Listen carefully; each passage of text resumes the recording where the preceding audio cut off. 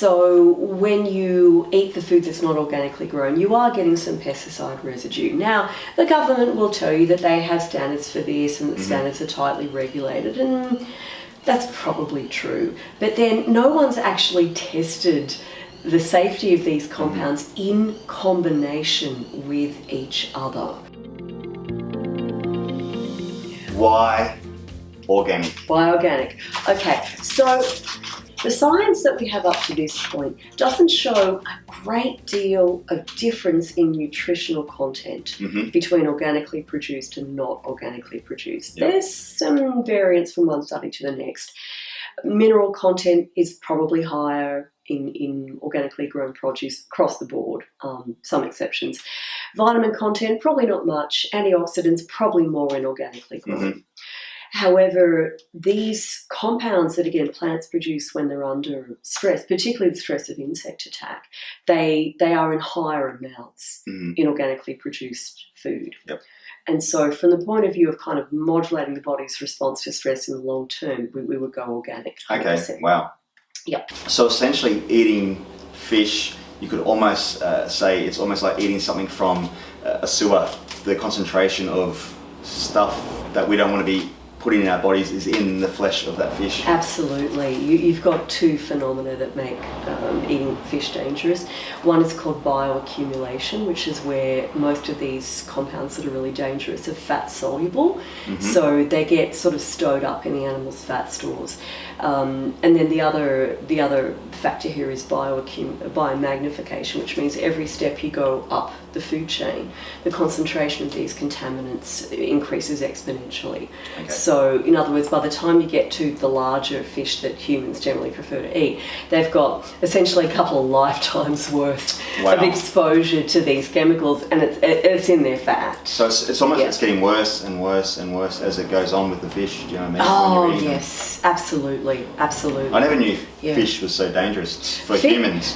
Fish are just so heavily contaminated. The land food chain is relatively short, right? You've got the crop, you've got, say, the cow, you've got the human. Okay, but the marine food chain is very, very long.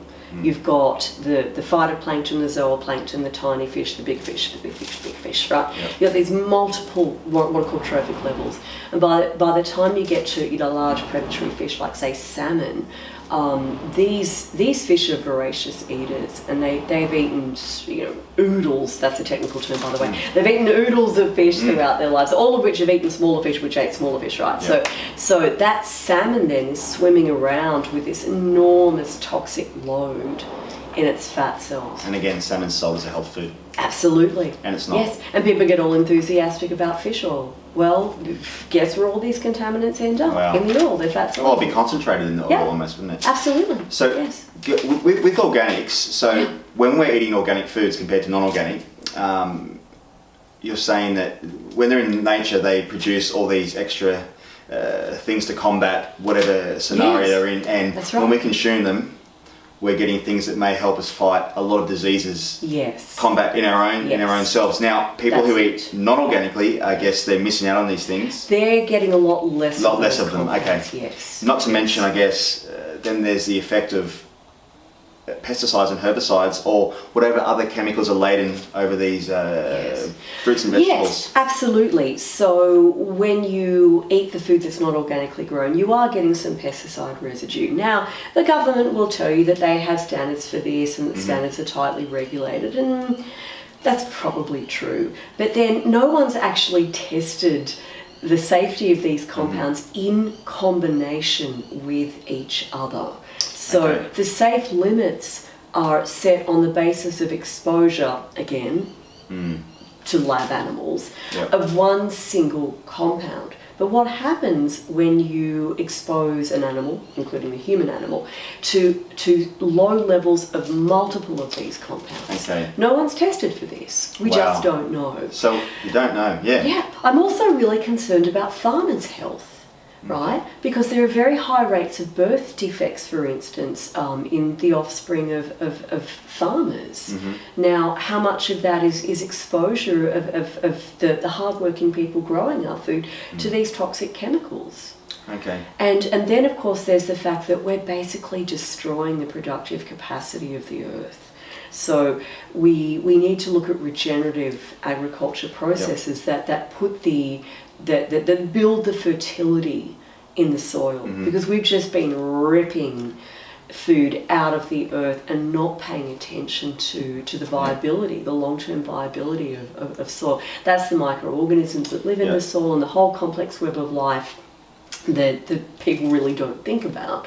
That, you know, life below the surface of the soil is that's not just dirt down there, right? That's a very, very complex ecosystem. I've actually, I was reading a study, I can't reference it right now, but on our gut and the soil being, you know, with everything that's going on with, you know, the complex system that goes on with the bacteria and how it works. And when we talk about soil, it's a similar sort of process. They were trying to explain it. And this is a really, really valid point, because, of course, many of the microorganisms that are resident in the human gut are actually soil bacilli. Wow. So our ancestors weren't washing their produce, right? They might have kind of knocked the clods of earth off a tuber before they threw it in the fire, but they were eating a heck of a lot of dirt. Okay. And even just like picking fruit off a tree and eating the bacteria that are actually on the surface of that.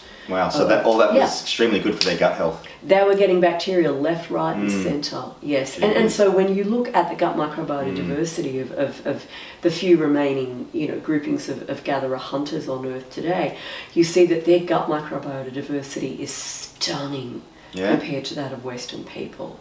It's like orders of magnitude higher.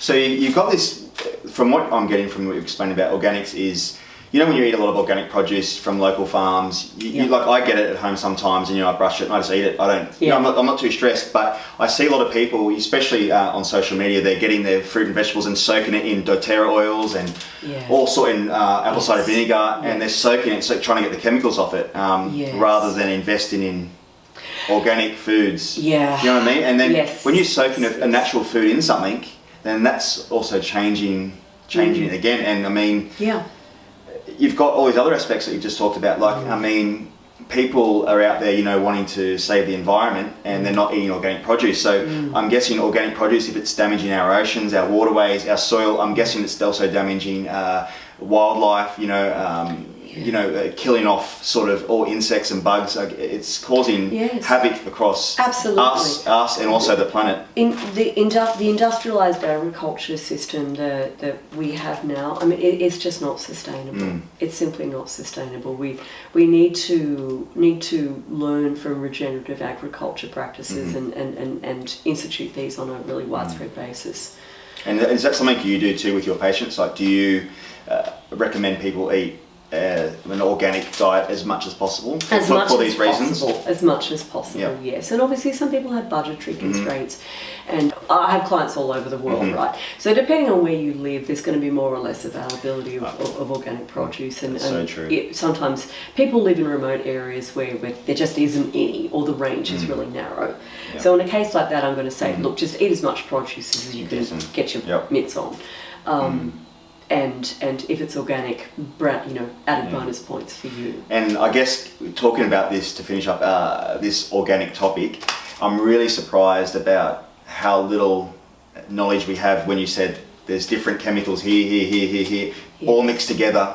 Yes. In your gut, we don't know what's happening, and not even talking about things like autoimmune diseases, autism, and everything else is happening. But heart disease, cancer, and diabetes. You know, 1 in 2 Australians, I was reading, will get cancer sometime throughout their life. That's correct. And heart disease is our biggest killer. It's actually it's a little bit higher than 1 in 2, I think, or is it around 1 in 2 people? And 1 in 3 people get diabetes. And I mean, you're looking at these an influx of different diseases, and the percentages is going up every year. Yes. And not to mention, science is getting better, and we're having all these drugs and chemicals to try and combat these diseases, and they're getting worse. Yes. And we've sort of put diet, organic living, do you know what I mean, whole foods to the side, and not worrying about that, where that should be coming to the forefront. Well, unfortunately, what medicine does is it applies a model of care that works really well for acute diseases. Mm-hmm. So in other words, when antibiotics were discovered, it revolutionised medicine, and people who would have died survived. You could do surgeries that you couldn't do before, because people would die of the infection afterward. So that was great. The thing with antibiotics is, like, you're treating an infection, it's going to last for a week or maybe 2, you give them the drug, they get better, fantastic. But then you look at chronic lifestyle diseases like high blood pressure or diabetes, you can't apply that acute model of care to chronic diseases. Yeah. These chronic diseases have their roots in diet and lifestyle. Okay. Now, are people more genetically susceptible to them? Sure. You know, I've got a family history of type 2 diabetes. If I mess up, that's what's going to happen to me.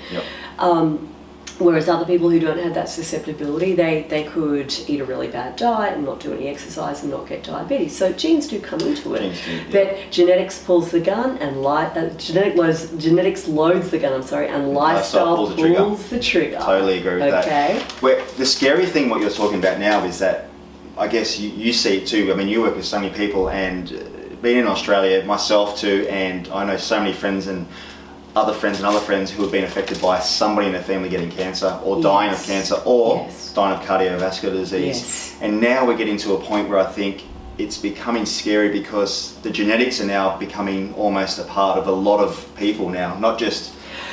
You know what I mean? Well, those genes were always sitting there lurking in the background, but there just wasn't sufficient harm that was being done by people's lifestyle to turn them on. Now, one of the really concerning developments is the fact that we're now seeing these lifestyle diseases, which used to be thought of as old people's diseases, and they're showing up in kids and teens.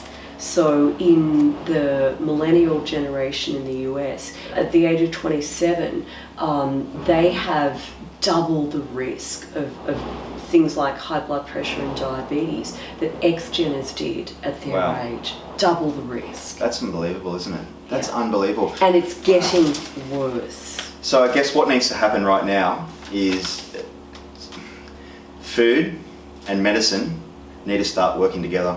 Yes. Do you know what I mean? Like, both are needed for different things. Like, obviously, if you're in a car accident, a piece of broccoli isn't going to... No. If I have my leg smashed up and I'm like bleeding or whatever, get the broccoli away from me. I want to get to a hospital. I want the best trauma surgeon going, 100%. Again, that's the acute care model.